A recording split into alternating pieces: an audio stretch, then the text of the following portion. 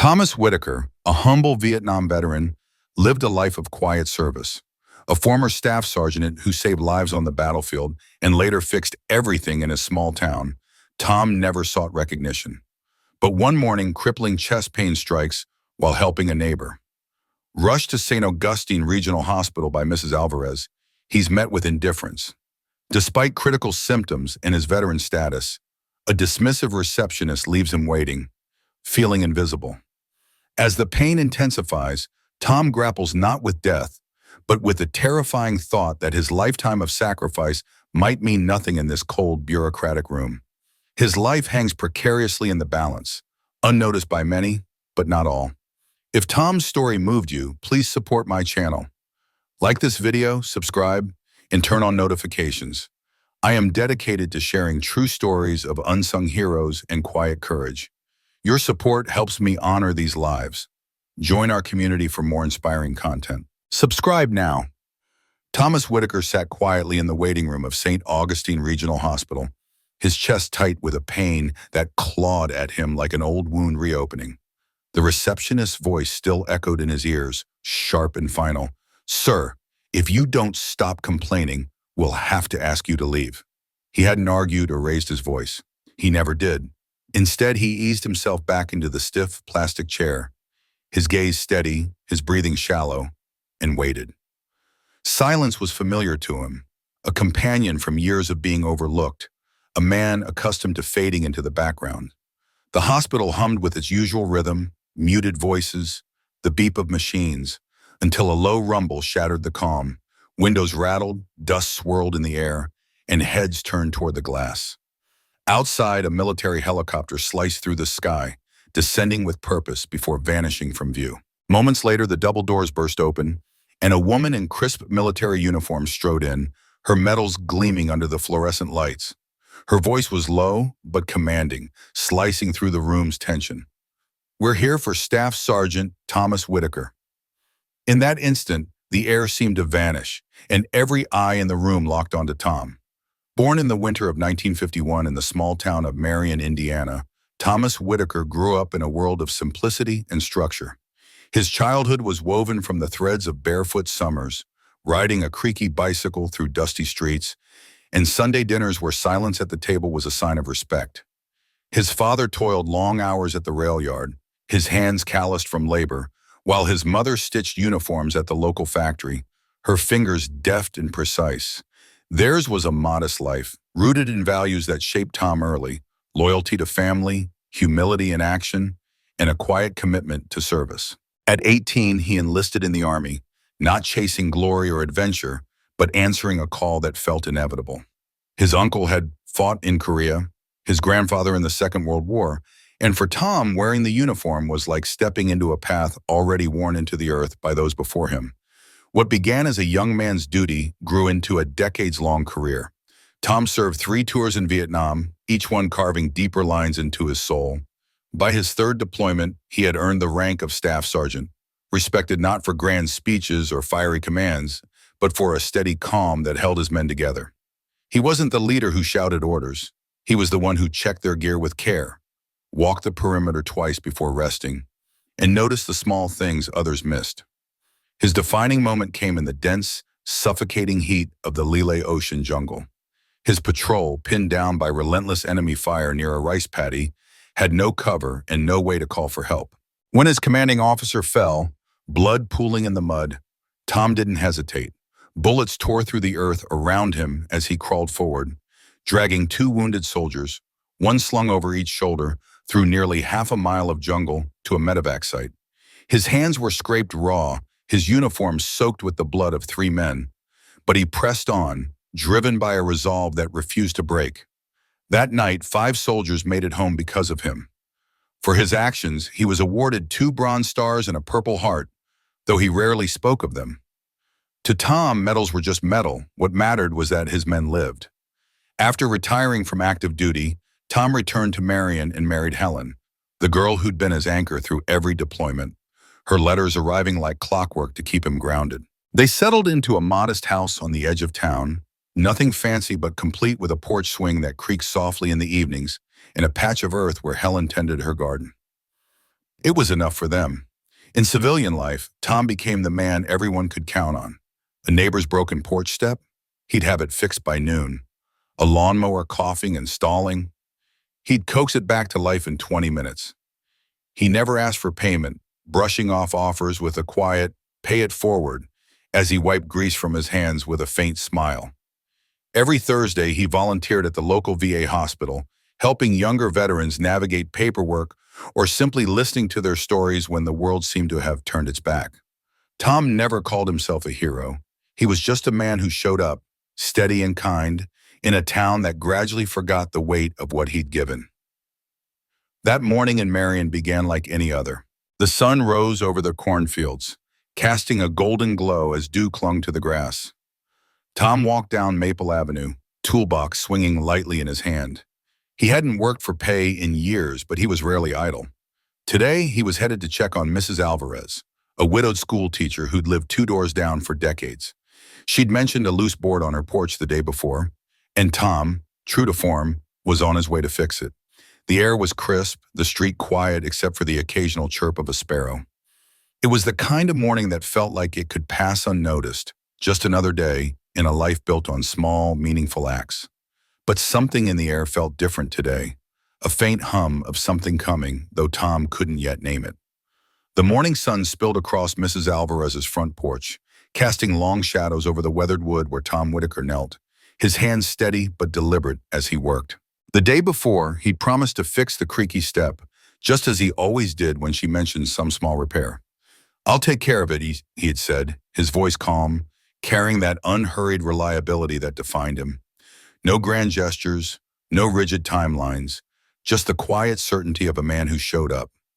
By 9 o'clock, he was already there, crouched low, prying up the warped plank with a crowbar, replacing it with a fresh board he'd measured and cut in his garage days earlier. The scent of sawdust mingled with the warm summer air, and his toolbox sat open beside him, a testament to his preparedness. Mrs. Alvarez emerged from the house, a glass of lemonade sweating in her hand. "Tom, you need a break. Drink this," she insisted, her tone warm but firm. He shook his head twice, as was his way, polite but stubborn, before finally accepting the glass with a murmured, "Thank you, ma'am." She settled into a wicker chair nearby, her eyes crinkling as she launched into stories about her grandkids' latest antics and the unseasonable heat that had settled over the town. Tom listened, his responses sparse, a nod here, a faint smile there. His focus split between her words and the rhythm of his work. His hands moved with the slow, practiced precision of someone who'd spent decades mastering control, each motion deliberate, each nail driven with care. Then, without warning, a sharp pressure bloomed in his chest, a fist tightening at his core. It stole his breath, sudden and unyielding, forcing him to pause mid-motion. He leaned forward, fingers curling around the porch railing, his jaw clenched tight against the pane. It wasn't the first time he'd felt a twinge in his chest. Years of wear and tear had left their mark. But this was different, deeper, a weight that refused to ease. A faint tingling snaked down his left arm, and a cold sweat beaded across his forehead, chilling despite the morning's warmth. Mrs. Alvarez's voice cut through the haze. "Tom, you okay?" Her tone shifted, concern sharpening the edges of her words as she leaned forward in her chair. He forced a nod, waving a hand to dismiss her worry. "Just stood up too fast," he muttered, though he hadn't moved from his crouch. "I'm fine." The lie felt heavy on his tongue. He knew it wasn't true, and the knowledge sat like a stone in his gut. He didn't want to trouble her, didn't want to be the cause of her worry. 10 minutes later, the pain hadn't relented. If anything, it had grown heavier, more oppressive, like a cinder block pressing against his ribs. His hands trembled as he fumbled with his tools, trying to pack them away, to maintain the illusion of normalcy. But Mrs. Alvarez wasn't fooled. Her eyes narrowed, and she stood, her voice firm. "That's enough, Tom. You're getting in my car. Now."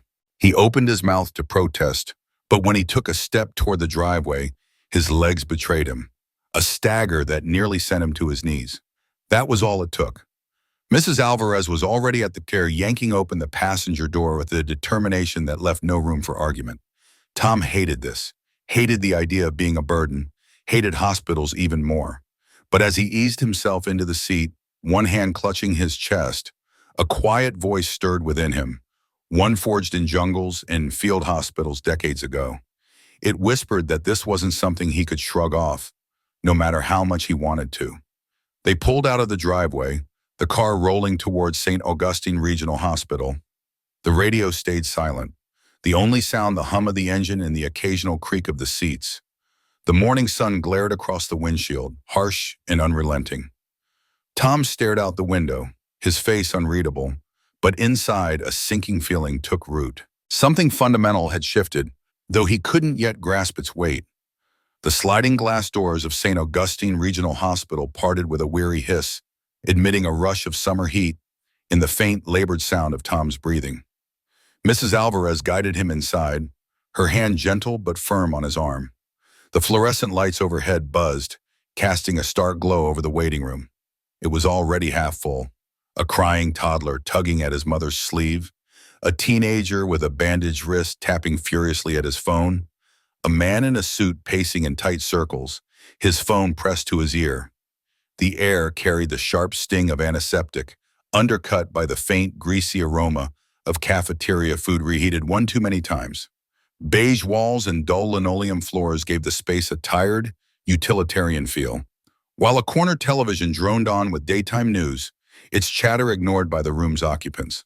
It was the kind of hospital lobby you could find anywhere, but to Tom, it felt colder, more hollow than it should have. He approached the reception desk, his steps slow but deliberate, his shoulders squared despite the ache radiating through his chest. 40 years in the Army had left their mark, knees that groaned in the rain, hearing that faded with each passing year. But his posture remained unyielding, a habit carved too deep to break. The young woman behind the desk didn't look up, her fingers clacking across the keyboard with mechanical indifference. "Name?" she asked, her voice flat, eyes fixed on the screen. "Thomas Whitaker," he replied, his voice soft but rough, like gravel worn smooth. "Chest pain, left side, been building since this morning." She glanced up briefly, her brow arching with faint disinterest. "Insurance card." Tom reached into his wallet, pulling out his VA identification. "I'm a veteran," he added, the words carrying a quiet pride. "Retired Army, 40 years. She barely looked at the card before sliding it back. "That's not insurance, sir. You'll need to wait your turn. We're short-staffed." He opened his mouth, then closed it, the words dying in his throat. "I just thought—" "We don't prioritize based on someone's story," she interrupted, her tone clipped. "Everyone waits. You'll be called when it's your turn." Tom stood there a moment, the weight in his chest pressing harder, both from the pain and the dismissal. He nodded once, then turned back toward the waiting room, the cold reality of the place settling over him like a fog. Tom's gaze lingered on the receptionist, her eyes already fixed on the computer screen before her. He drew a trembling breath, words clawing at his throat, yearning to break free. But instead he offered a faint nod, a quiet concession, and turned to find a seat. The pain in his chest throbbed deeper now, not merely a physical pang, but a heavier weight, as if his heart were caught in a vice. He sank into one of the rigid plastic chairs lined against the wall, the kind that seemed to mock comfort with their unyielding edges. His fingers, weathered and deliberate, slipped his wallet back into his coat pocket. Tucked inside was a worn, folded photograph of Helen, her image creased from years of being carried close. She'd have urged him to speak, her voice sharp with affection, insisting he make himself heard. But Tom had never been one for bold gestures or loud demands. From his seat, he watched the waiting room unfold like a stage where he had no part. A man in a sharply tailored suit moved to the counter with an air of certainty, as if the world bent to his presence. He leaned close, exchanged a few hushed words with the receptionist, and passed a folded bill across the counter with practiced ease. Within minutes, his name rang out over the intercom, crisp and clear. Next came a boy, his finger wrapped in a clumsy bandage, followed by a young woman whose hand hovered at her throat, wincing with each swallow. Every time a new name echoed through the speaker, Tom felt himself slip further into the background, like a shadow fading in the midday sun. He coughed, the sound rough and raw, and pressed his hand harder against his chest, as if he could will the pain to subside. Sweat gathered beneath his collar, a damp ring spreading against his skin. He scanned the room, hoping for a glance, a nod, some small sign of connection, but no one met his gaze. This place was nothing like the battlefield, where rank commanded respect and actions carved your worth into the world. It wasn't the VA office where he volunteered, where familiar faces greeted him with firm handshakes and shared stories that wove them together. Here, in the cold fluorescence of St. Augustine's waiting room, Tom Whitaker was just another elderly man, another problem in a sea of complaints no one seemed eager to address. His eyes fell to the worn tiles beneath his feet, and a thought stirred, quiet but persistent. So this is how it ends. Not in the blaze of combat, not with honor etched in stone, but in a line clutching a number, waiting for someone to notice. He shifted in the unyielding chair, trying to steady his breathing, his palm pressed firmly to his chest as if he could anchor his faltering heart. The waiting room buzzed around him, soft murmurs, a child's sharp wail, the faint beep of a monitor seeping through a cracked door. But for Tom, the present began to dissolve, slipping into the pull of memory. His mind carried him back to a jungle across the world, where the air was a heavy, suffocating blanket, clinging to his skin and weighing down his lungs. He was 27 then, his boots caked with red clay, his rifle a steady weight across his chest. They had been ambushed outside a village in Laos, his squad cut off, outnumbered, trapped under a storm of gunfire. Lieutenant Farrow had taken a bullet to the thigh, his screams raw and desperate as blood pooled beneath him. There was no time for hesitation, no room for doubt. Tom could still hear the bullets, sharp and furious, slicing through the air like enraged insects. Smoke curled through the trees, and the air was thick with the metallic bite of blood. He'd acted without thinking, hoisting Farrow over his shoulder, one arm braced beneath the lieutenant's back, the other clutching his rifle. He ran, not ducking, not weaving, but running, each step a defiance of the chaos around him. Every breath was a borrowed moment, every heartbeat a silent prayer.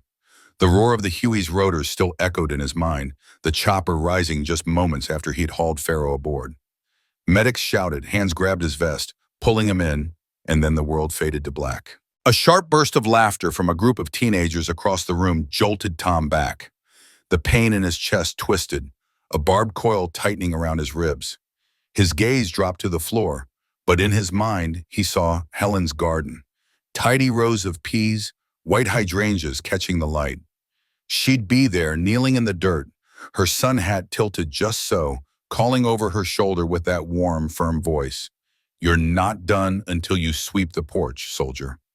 That voice had been his lifeline when he returned from Vietnam, when sleep was a battleground of its own, haunted by memories that refused to fade. It was the voice that had held him steady, insisting he was still whole, scars and all. Now, in the sterile silence of the waiting room, he heard her again, soft but unwavering. "Stay with me, Tom. You're not done yet." He blinked, swallowing hard, and straightened his back against the rigid chair. But beneath that stubborn resolve, a hollow ache lingered. It wasn't death he feared.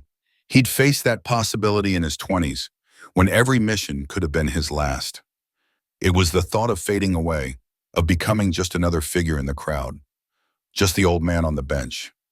A man who had carried wounded comrades through enemy fire, who had spent a lifetime showing up when it mattered most, now sat unseen, his story unheard, his courage unnoticed. In the sterile hum of the hospital waiting room, Tom Whitaker sat, a solitary figure blending into the backdrop of hurried footsteps and murmured conversations. The world moved around him, indifferent, as if he were just another piece of furniture in a space too preoccupied to spare him a second glance. He wasn't afraid of death itself, no, that wasn't what gnawed at him. What haunted Tom was the thought that his life, his story, might slip away unnoticed, reduced to a fleeting shadow in a room full of strangers. He shifted in the hard plastic chair, his gaze sweeping the space, searching for a flicker of recognition. No one met his eyes, no one knew his name, yet he held himself upright, shoulders squared, because Helen, his late wife, would have expected nothing less from him. Her memory anchored him, a quiet demand to face the world with dignity, even as his chest tightened with a pain he refused to acknowledge out loud. By the sliding glass doors of the entrance, Cal Roberts leaned against the wall, his security badge clipped to his belt, a paper cup of lukewarm coffee cradled in his hand.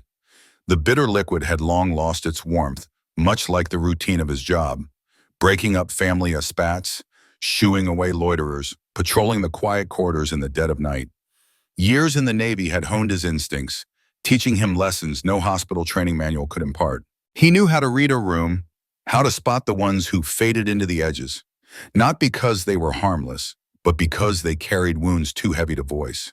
His eyes landed on the old man in the olive jacket the moment he had shuffled through the doors.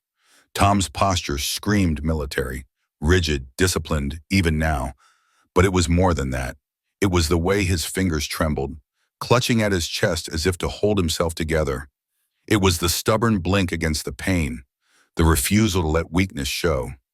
Cal had seen that look before, in the hollow eyes of veterans at the VA, in the sterile rehab wards, in the mirror on his own bad days. He didn't know Tom's name yet, but he recognized the quiet endurance of a man fighting a battle no one else seemed to notice. Tom sat still, not fidgeting, not complaining, just enduring. The pain in his chest was a rising tide, but he'd learned long ago to weather storms in silence. Cal, watching from his post, knew that kind of silence wasn't peace, it was a warning. When a man like Tom grew quiet, it meant the pain was screaming louder than ever. Across the room, Angela Fields, a pediatric nurse on her break, wove through the waiting area, a granola bar in one hand, her headphones dangling beneath her collar. She wasn't one to linger. Her days were a blur of soothing frightened children and navigating the chaos of the pediatric wing. But something about the old man in the corner stopped her cold. His face was ashen, his lips faintly blue, his breaths shallow and deliberate. She'd seen those signs before. Textbook cardiac distress, impossible to miss for anyone who'd spent enough time in a hospital. Without hesitation, she strode to the reception desk, her voice low but steady. "That man needs to be seen now," she said, pointing toward Tom. The receptionist barely glanced up from her screen, her tone dismissive. "His chart says he's stable. He's waiting his turn like everyone else." Angela's eyes narrowed, her patience fraying. "He's not stable. That's cardiac distress. Clear as day." "I'm a nurse. I know what I'm seeing." The receptionist's expression hardened, her voice sharp as she clutched her clipboard like a shield. "You don't call the shots on triage. You're not in the ER." Angela's jaw tightened, her frustration simmering. She glanced back at Cal, who met her eyes with a slow, deliberate nod. He'd seen it too, the old man's quiet deterioration, the system's failure to act. The rules were rigid, and the receptionist wielded them like a weapon, but Angela and Cal both knew something was deeply wrong. In his corner of the waiting room, Tom's attention drifted to a little girl sitting 2 chairs away, her small legs swinging nervously. She couldn't have been older than 5, her eyes brimming with tears as she stared at the bandage wrapped around her hand. Despite the vice-like pain in his chest, Tom's instinct to comfort overrode his own suffering. He reached into his coat pocket, his trembling fingers closing around a small wooden horse, its edges worn smooth from years of handling. He'd carved it decades ago, back when Helen tended her garden, her laughter filling the air as he whittled under the shade of their old oak tree. "Hey there," he rasped, his voice hoarse but gentle, as he held the toy out to the girl. She hesitated, her wide eyes flicking to her mother, then took the horse with both hands, a shy smile breaking through her sniffles. Her mother looked up, gratitude softening her tired face. "Thank you," she whispered. Tom only nodded, the effort of speaking too much for him now. Cal watched the exchange from across the room, his coffee forgotten on the ledge beside him. Here was a man on the verge of collapse, yet still reaching out to ease a child's fear. It was enough to snap something in Cal's chest. He'd had enough of standing by, enough of watching the system grind people like Tom into the background. He turned on his heel and strode down the hallway toward the back office, where an employee phone connected directly to the VA's rapid contact network. His gut churned with certainty. This wasn't just another patient. This was a man whose life carried weight, whose name deserved to be remembered. Cal's boots echoed on the linoleum as he moved, his jaw set. He knew the rules, the protocols that bound them all, but he also knew when those rules failed, and they were failing Tom Whitaker now.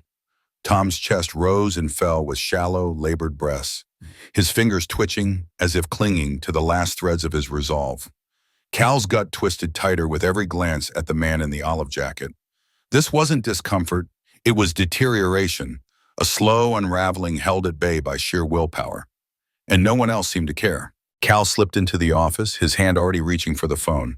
Someone somewhere needed to know who Tom Whitaker was, and he wasn't about to let that name fade into the noise. In the dimly lit staff corridor near the hospital break room, where cell signals flickered but held just enough, Cal Roberts gripped his phone tightly, scrolling through a list of contacts he hadn't touched in years.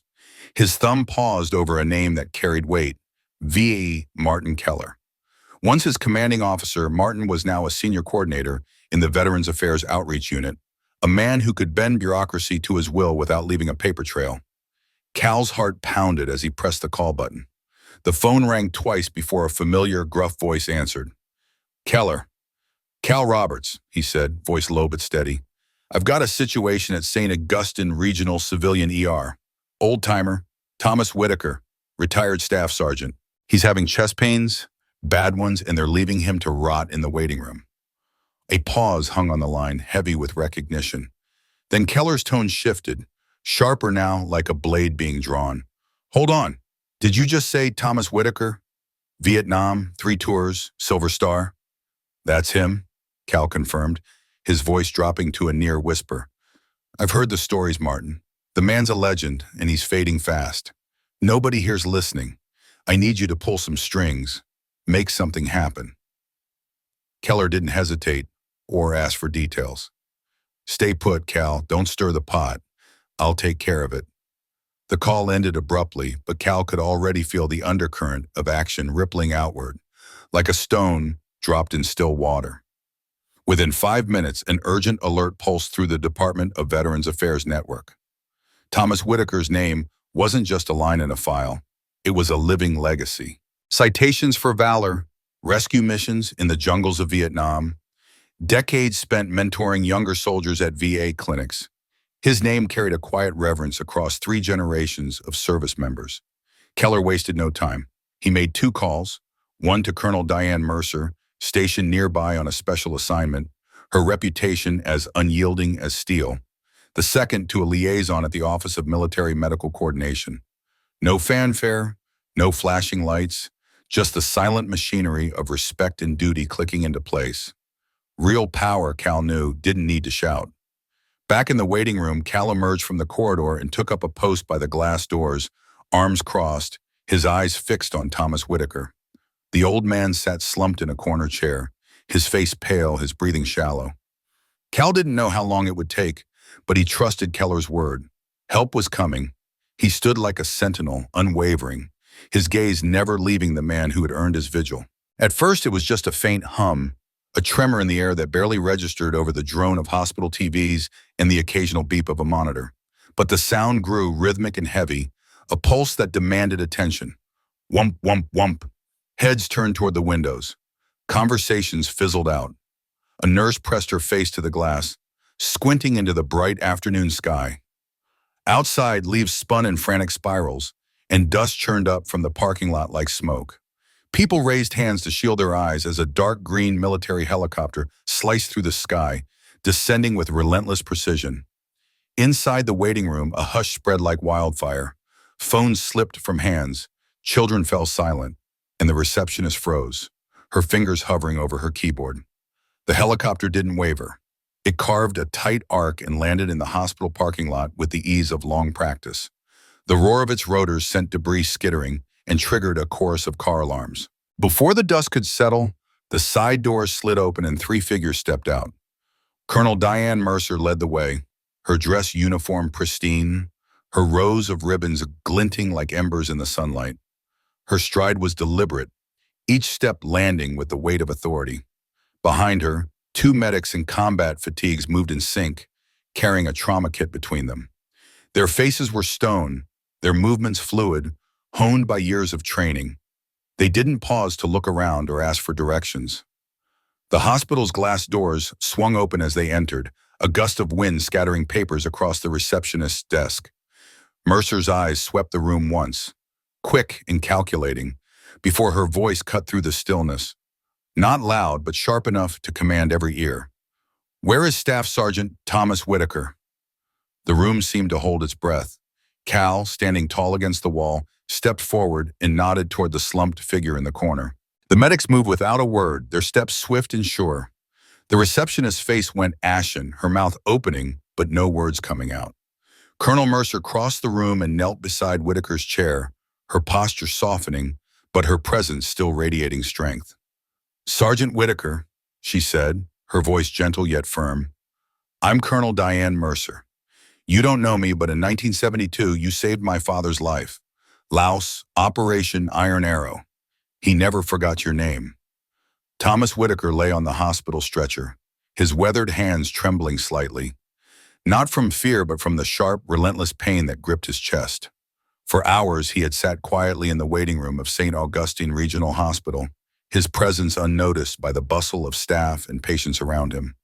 His thoughts drifted to years past, birthdays, Christmases, moments when courage was the only currency that mattered. Those memories held him steady now, even as his body faltered. Helen, his wife, stood before him, her voice trembling with a mix of resolve and heartbreak. "We're here, Tom," she said, her words catching in her throat. "It's our turn to carry you." Her eyes, brimming with unspoken love, locked onto his, willing him to hold on.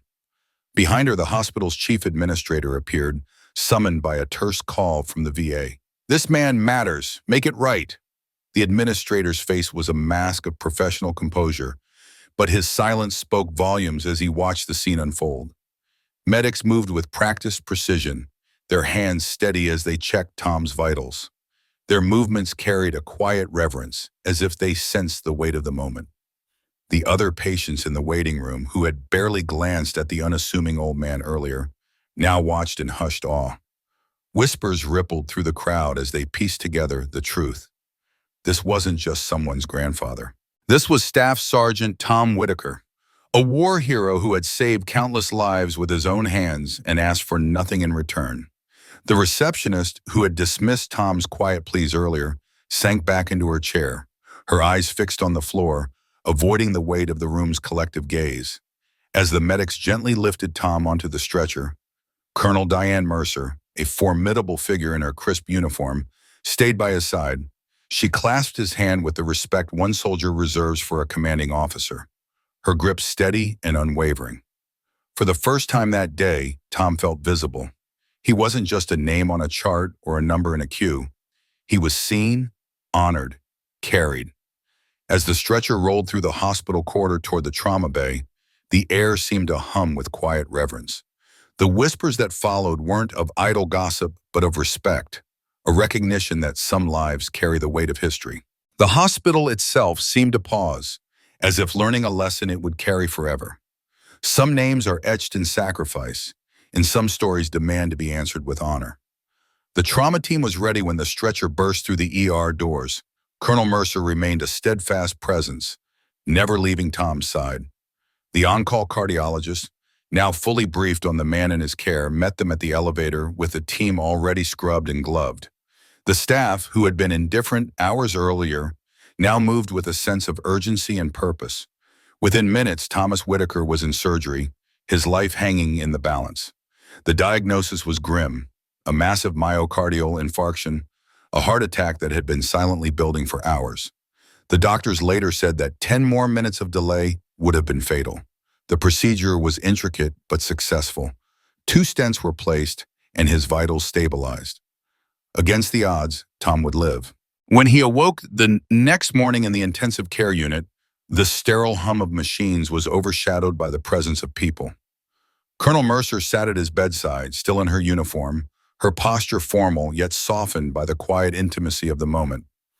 The hospital administrator stood nearby, flanked by senior staff, their faces a mix of relief and respect. At the foot of Tom's bed, a folded American flag rested, a silent tribute to his service. Tom blinked slowly, his voice raspy but laced with his characteristic dry humor. "You all waiting for me to die?" Mercer's laugh was soft, almost tender, as she brushed a tear from her eye. "Just making sure you know we see you, Tom," she said, her voice steady but warm. Word of the incident spread like wildfire, first through veteran networks, then to local news outlets. It wasn't just a heartwarming story, it was a reckoning. Within 48 hours, the hospital board launched a full internal review, scrutinizing the failures that had left a hero waiting in pain. Cal Roberts, the quiet observer whose intuition and swift action had alerted the VA, was honored at a city press conference. The mayor himself pinned a commendation for distinguished civilian vigilance to Cal's chest, recognizing his role in defending a veteran's honor. Angela Fields, the pediatric nurse who had tried to intervene when Tom was overlooked, was promoted to assistant chief nurse of her department. In interviews, she spoke with a quiet conviction, never naming the receptionist but urging, "We have to do better at seeing the people who don't demand to be seen." The receptionist, meanwhile, was quietly let go. No announcement was made, no farewell email sent. One morning, her desk was empty, and no one asked why. The fallout reached further. Within a week, Augustine Regional Hospital issued a revised emergency triage policy, ensuring that veteran status would trigger an automatic medical flag in the intake system, especially for those whose complaints might be dismissed. Tom's hospital room, meanwhile, became a quiet pilgrimage site. Over the next few days, visitors arrived in a steady stream. Fellow veterans, members of the American Legion, former trainees from Fort Hollister, who had long since built lives and families of their own. Some brought letters, others brought stories, all carried gratitude. Tom Whitaker lay in his hospital bed, the weight of years etched into his weathered face, his eyes carrying a quiet exhaustion, softened by a flicker of warmth. He wasn't one for the spotlight, never had been. Yet, as the days unfolded, people came, strangers and familiar faces alike, each carrying fragments of his past, piecing together a legacy he'd never sought to claim. They brought photographs, tokens, and stories, each one a thread in the tapestry of a life that had touched so many. One man, now a grandfather with silver hair and trembling hands, clutched a rusted dog tag, its edges worn smooth by time. He explained how Tom had plucked it from a battlefield's chaos and mailed it home after the war, a small act that had carried a soldier's identity back to his family. Tom listened, his nod slow and deliberate, his tired eyes meeting the man's with understanding. He didn't say much. Words had never been his currency, but the gesture wasn't about him. It was about the ripples his actions had sent through the lives of others, waves that had returned to him now, decades later. The hospital room, once stark and sterile, began to fill with life. Veterans arrived, some wearing ball caps stitched with unit patches or pinned with medals that glinted under the fluorescent lights.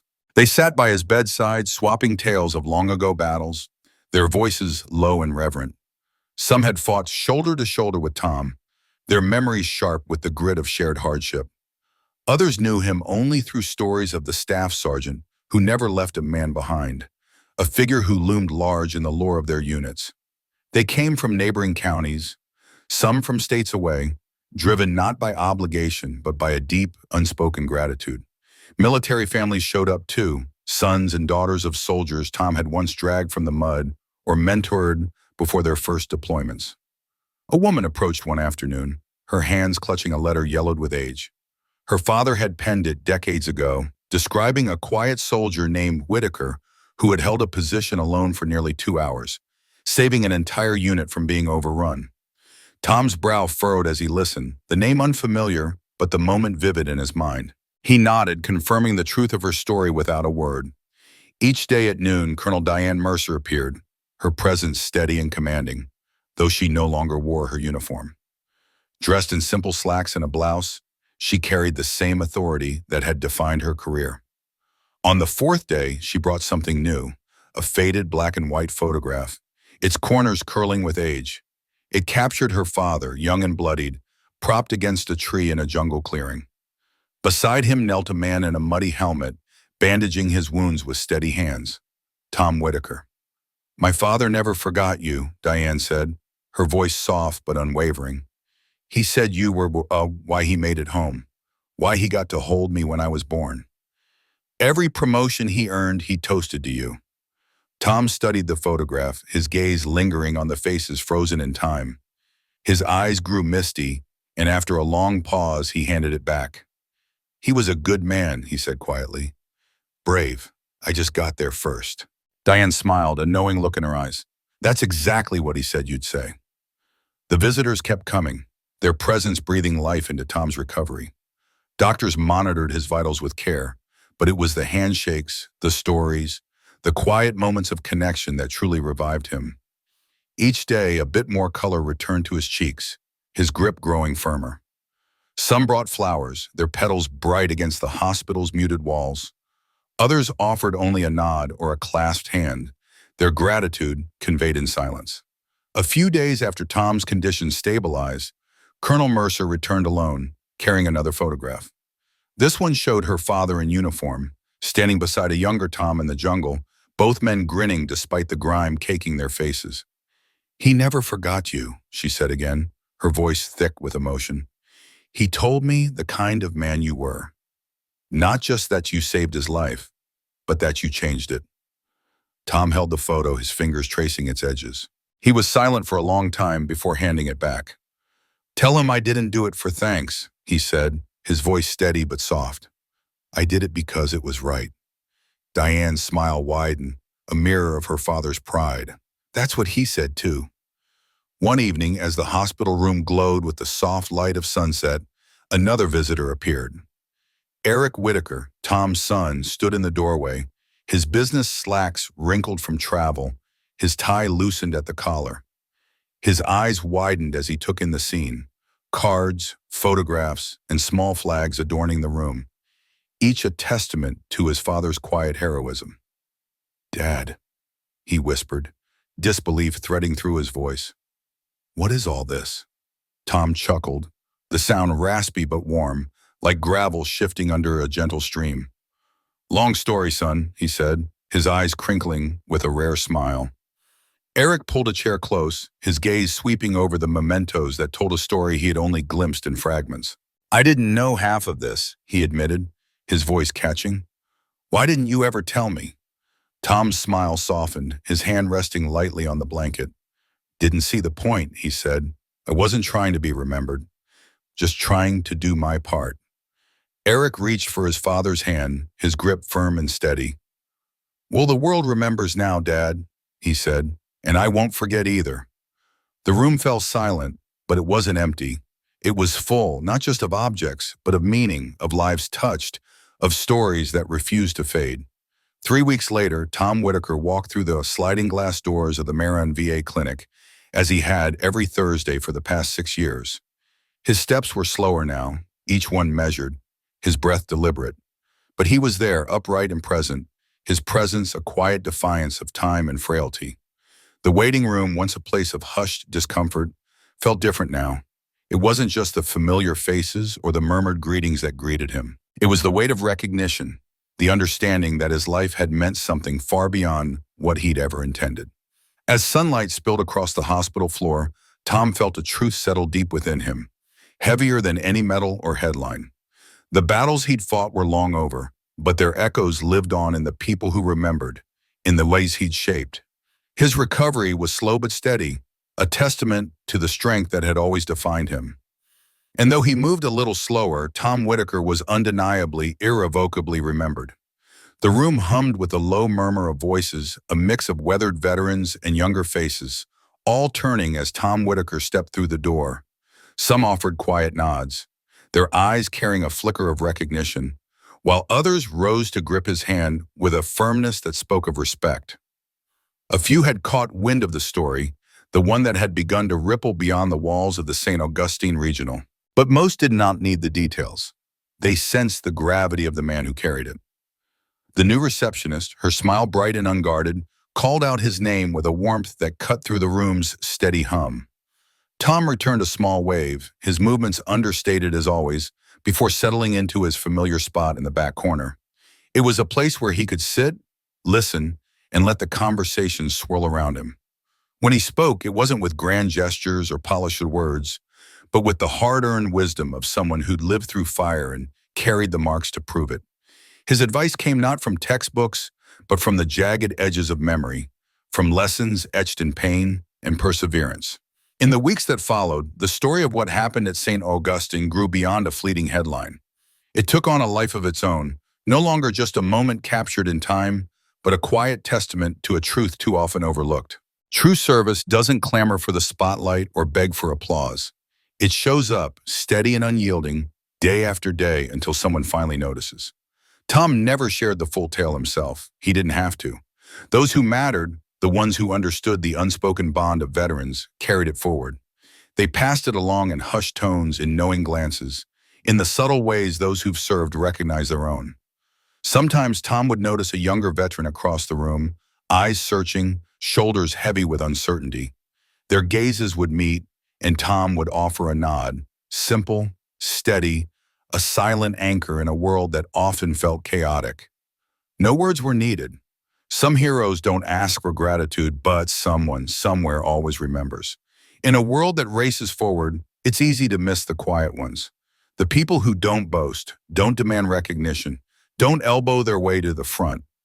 Yet Tom Whitaker's story serves as a gentle reminder of their power. The greatest heroes often sit unnoticed in the corners of our lives, carrying the weight of their service in silence. Their sacrifices, their unspoken courage, are woven into the fabric of the freedoms we take for granted. Tom's journey isn't just about one man's quiet strength. It's a call to notice those who came before us, those whose lives built the foundation we stand on today. It challenges us to pause and ask, are we truly seeing them? Are we listening when someone like Tom steps quietly into our midst? His story carries a deeper lesson, one that lingers like a steady heartbeat. Honor isn't found in the gleam of medals or the flash of headlines. It's in the way we show up for each other when it matters most, when the world isn't watching, when the cameras have moved on. It's a truth every generation needs to hear, a reminder to look beyond the noise and see the quiet strength that holds us together. Tom's life, his unspoken legacy, asks us to do better, to notice, to listen, to care for those who've carried more than we might ever know. His story is a mirror, reflecting not just one man's journey, but the way we honor those who've shaped our world with their quiet, unwavering presence.